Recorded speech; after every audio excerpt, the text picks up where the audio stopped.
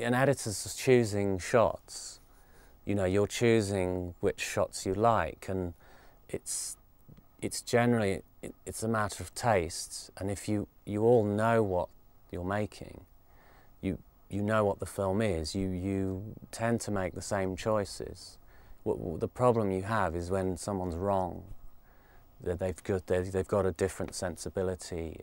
That's when you have to worry. And he didn't need to worry on this film, because there's a very strong, you know, there's Danny Boyle, who's a very very well-known and a brilliant director who knows what, has got good taste as well, and the producer, Christian, and these people, and the writer as well, who are involved. He was involved a lot, and I think that combination sort of ensures that you don't make the wrong decisions photographically.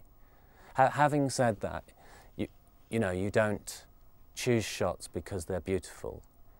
You know, I don't necessarily choose the best shots photographically. They need to be the shots that tell the story adequately, and that's what a lot of cameramen don't quite connect with, because they'll say, well, why have you put this shot in? It's terrible, it's underexposed and this and that. Well, I had to put it in because that's the best performance on. And there was one shot I think he saw in the grade, and he said, we can't grade that, it doesn't fit, it doesn't match. And I went and I replaced it with something else. One shot, so I think that's not a bad ratio.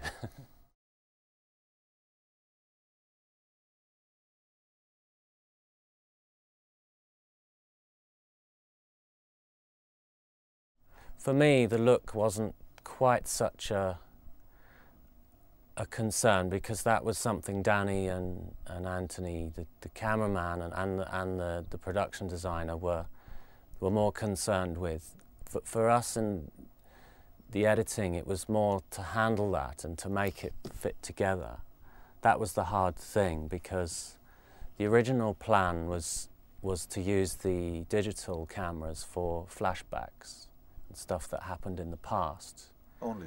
That was kind of the idea, to use it in the slums and those sort of areas. And then film was used for modern day sequences, because film tends to clean up.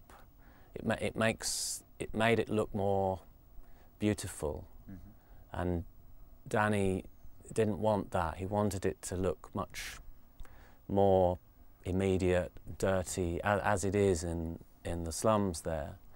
And that was initially the plan, as I understood it, and that changed during the production of the film. There wasn't a lot of money, and Danny and Anthony liked to shoot with a lot of cameras, and also the digital cameras weren't so good in low light, so they had to use film cameras in those situations. So we had some scenes we had film camera, we had digital, we had stills cameras that shot at 11 frames a second to sort of add another layer of interesting shots. So we had all those elements together, and so my job was to make that work.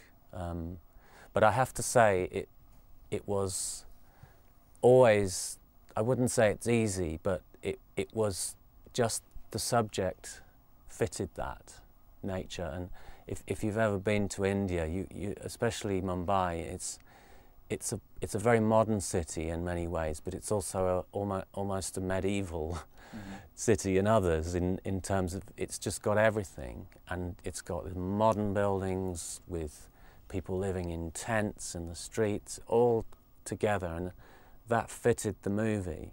And the style we were shooting the movie is like, you put all these different elements together, and that's what India's like. And essentially, that's what worked.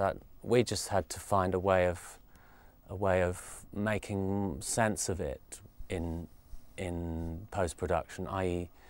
making the changes distinct, because the film had flashbacks and, you know, things visually, it had to be consistent, and that came later, you know, with the grading and also how we used the material. You know, we wouldn't would always be for a reason. If we used for instance, we used the stills camera, which there are some shots in the film which you can see are sort of stroby, and they're normally flashbacks or thoughts that they would only be used for particular things like that, for a flashback. And they didn't shoot lots of them, they just shot bits and pieces here and there. So it was a natural process, really, that we went through.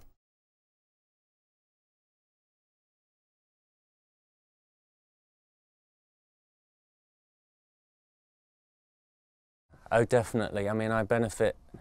I mean, actually, although I only really started in movies, you know, 7 or 8 years ago, I had been working, you know, and doing cutting, editing sort of drama and comedy for quite a long time. It's actually been nearly 20 years since I left film school. So, you know, I was an assistant and things like that. And sound was my sort of first, the thing I wanted to do originally, sound editing and, you know, soundtracks of movies. And I was interested in picture editing, but I didn't think I'd ever be able to get a job doing that. So I thought that sound editing was the first place to start. But I quickly realized that it was kind of frustrating being in the sound department, because you were always having to do things that other people had more creative control than you, editors and directors. And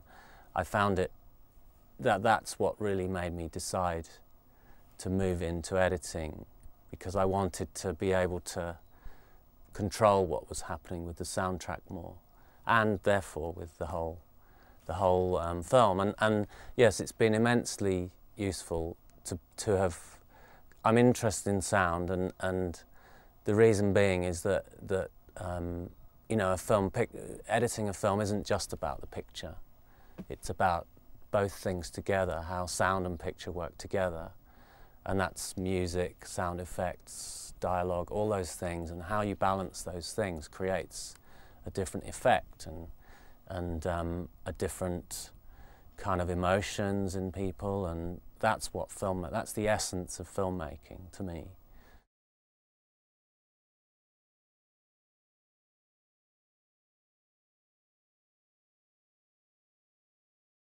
Yes, a little bit. I mean, it's brought the world sort of to me, rather than me have to go and chase them a little bit. So definitely, I mean, it's made me. People seem to have a lot more respect for what I do now because of it, and you know, I think they did before, but the awards seem to be the thing that people. It sort of is proof of that. So I have a lot more people sort of ringing for advice and things like that, and help, and yes, it's made an enormous difference to my life.